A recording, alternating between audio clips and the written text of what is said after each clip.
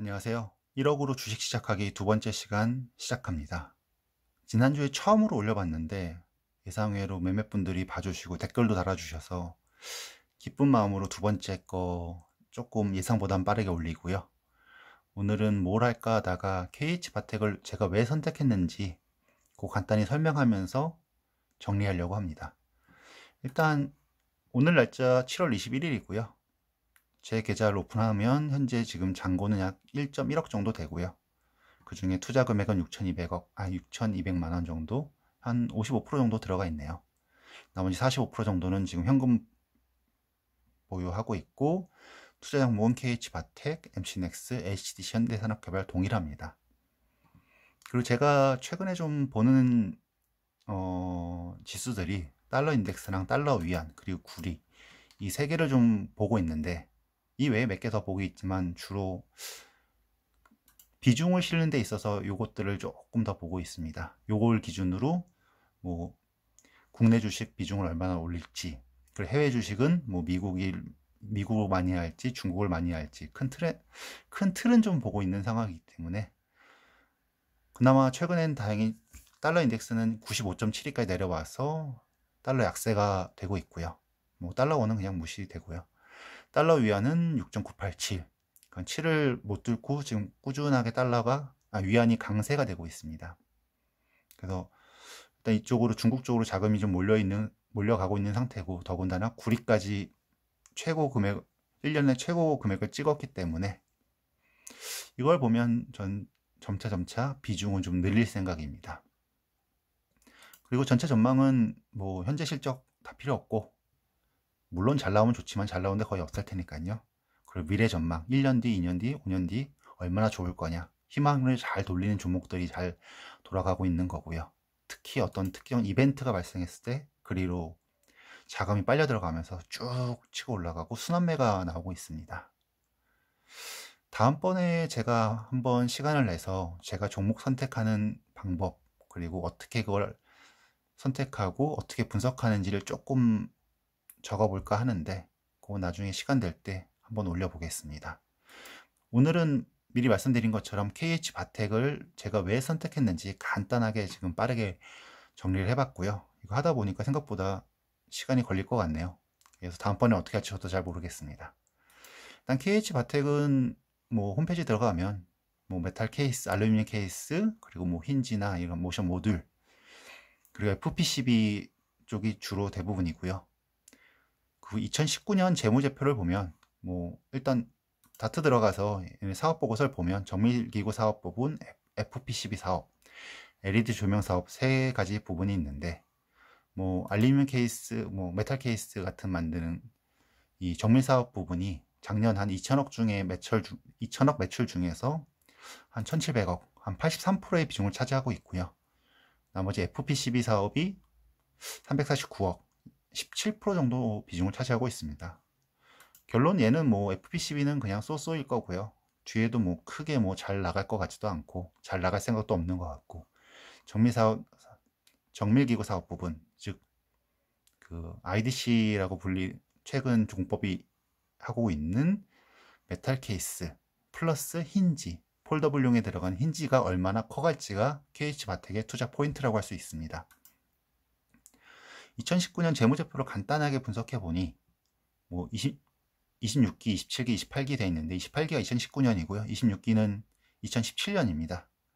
전체 매출은 3,500억, 1,700억, 2,000억으로 확 줄었다가 2,000억까지 야금야금 올라가고 있고, 내년엔 더 올라갈 것으로 예상되고 있고, 이게 확 줄어든 이유는 그 삼성전자에 공급하는 그 브라켓 그리고 케이스 등이 그 베트남 공장 투자가 늦어지면서 확 빠졌었습니다.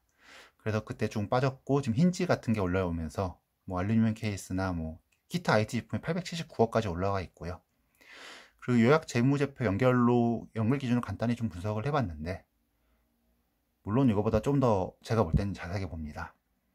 26기 뭐 자본 총계는 뭐 대세 지장 없을 정도로 되고 있고, 부채도 나름 줄어들고 있는 상태이기 때문에 크게 문제 없고, 매출액은 말씀드린 대로 3,500억부터 2,000억까지 내려와 있는 상태인데, 영업이익은 뭐 17년에 300억 적자, 작년에 67억 적자, 재작년에 67억 적자, 작년에 70억 흑자였습니다.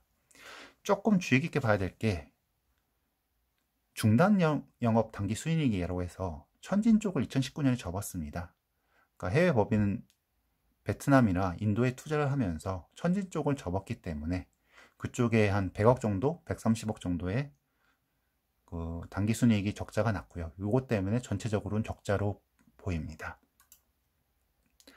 그래서 2019년이랑 즉 작년이랑 이번 년 1Q랑 뭐가 달라졌는지 간단하게 봤더니 큰 틀은 이겁니다. 요 지금 천진, 해주, 하노이, 인도 뭐 이렇게 들어가 있는 공장들이 있는데 지금 하노이 쪽을 보면 작년에 자산 총계가 한 900억 정도 되는데 이번에는 1170억, 그리고 인도 같은 경우에는 310억 되는데 460억으로 자산은 이쪽으로 지금 뭔가 몰려가고 있고요. 그리고 매출액 자체도 하노이는 작년에 1000억, 그리고 이번엔 한 분기입니다. 요 옆에 2000년도 거, 요게 2019년 거고요. 요게 요번 년 첫 번째 분기 사업 보고서입니다. 그래서 작년에는 하노이에서 1000억 정도 매출이 났고 인도는 빵입니다. 그리고 천지는 뭐 매출액 한 8억 정도 났는데 이번 년은 빵이니까 역시 접었으니까 당연히 났고요.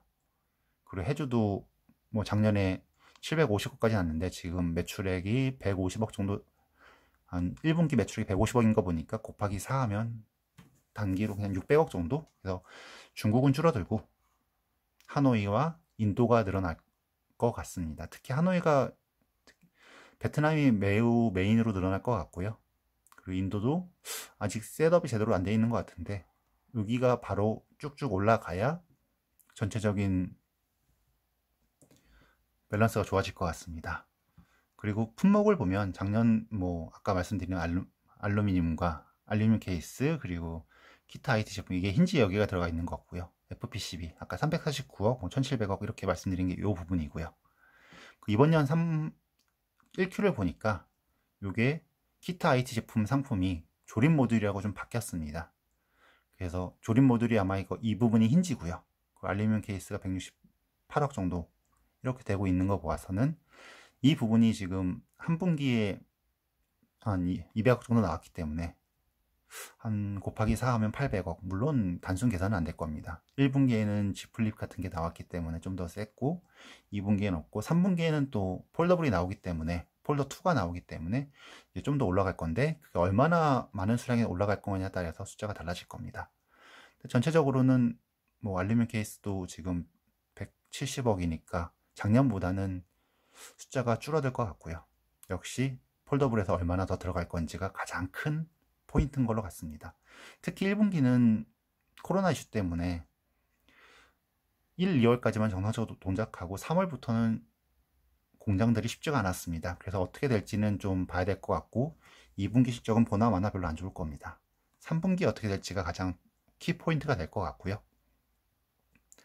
그리고 이거는 네이버에서 왔습니다. 그러니까 재무제표는 지난 걸 쫓아가는 거기 때문에 재무제표에 숫자가 보이는 순간 그건 뭐 모든 사람이 알고 있는 겁니다. 즉 앞으로가 얼마나 될 거냐, 그게 가장 중요한 건데 재무제표에서는 그걸 보기가 별로 솔직히 힘듭니다. 이거는 지금 네이버에서 그나마 좀 뒤에 거를 에스티메이션 해서 나왔기 때문에 좀 혹시나 몰라 따왔는데 저도 이건 믿지는 않습니다. 일단 2015년에 매출액이 7천억에서 내려 2016년 반토막, 2017년 유지하다가 작년에 또 반토막 났습니다. 이번에는 살짝 올라가고 내년부터는 쭉쭉쭉 커가서 2022년에 5천억까지 올라갈 거다. 영업이익도 작년에 뭐 70억 적자에서 이번 년 70억 흑자, 그 쭉쭉쭉 올라갈 거다. 이게 어떻게 올라갈 거냐라고 봤더니 일단 여기서 전 캐펙스 때문에 이걸 좀 가져왔는데 2015년에 캐펙스 투자를 대규모로 했는데 그 뒤에 매출이 반토막이 났죠. 뭐 그 뒤엔 볼 것도 없는 겁니다. 이건 투자하면 안 되는 기업이 된 거고 그냥 쭉 해서 죽어갈 거 다 죽어가다가 이제 다시 작년부터 아마 폴더블 이슈 때문에 캐펙스 투자를 쭉 늘렸고 이걸 기반으로 폴더블이 같이 확산되면 매출이 늘어나면서 쭉 올라갈 것으로 예상되고 있습니다. 뭐 이렇게까지 될 거지는 아닌지는 일단 키는 폴더블이 내년에 얼마나 팔리고, 이번 년에 얼마나 팔리고 내년에 얼마나 빠르게 확산되냐가 가장 중요한 키입니다.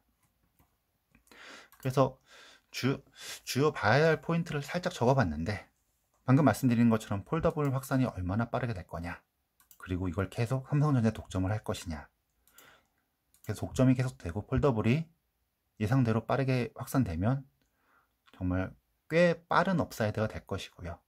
그리고 오늘 IDC 공정을 넣지는 않았는데, 요거에 따른 중저가 메탈 케이스가 얼마나 들어갈 거냐, 즉 삼성전자 A 시리즈 같은 것들에 얼마나 더 들어갈 건지, 그리고 재무제표를 분석하면 여기에서 얘네가 가장 크게 들어가는 게 원재료 값과 외주 가공비입니다. 압도적인 게 외주 가공비이고요. 이거 제가 지금 다트를 빠르게 열어봐야 되는데, 일단 없으니까 이건 다음에 한번 다시 정리를 할 거고, 일단 천진과 구미공장은 정리했습니다. 2019년 정리 중이고요.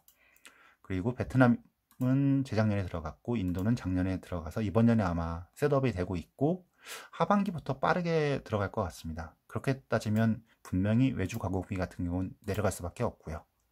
특히 원재료 중에 알루미늄이 가장 큰데, 알루미늄은 뭐 지금 옆에 간단하게 붙여놨는데, 최근에 근 10년간 최저가를 찍었다가 지금 다시 경기가 조금 살아나는 것처럼 보이면서, 경기가 살아나는 건지 유동성인지 모르겠지만 알루미늄 금액은 좀 올라가고 있지만 아직도 꽤 경쟁력은 있어 보입니다.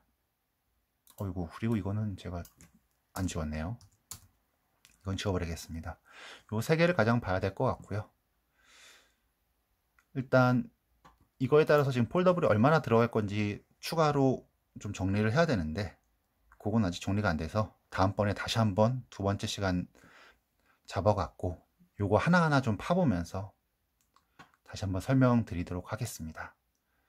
동영상을 찍으니까 생각보다 시간이 오래오래 걸려서 좀 짧게 준비하려고 하고 있고요. 그래도 오늘도 한 12분이 되네요.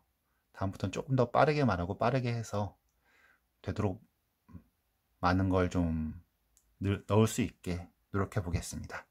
오늘은 여기까지 하겠습니다. 감사합니다.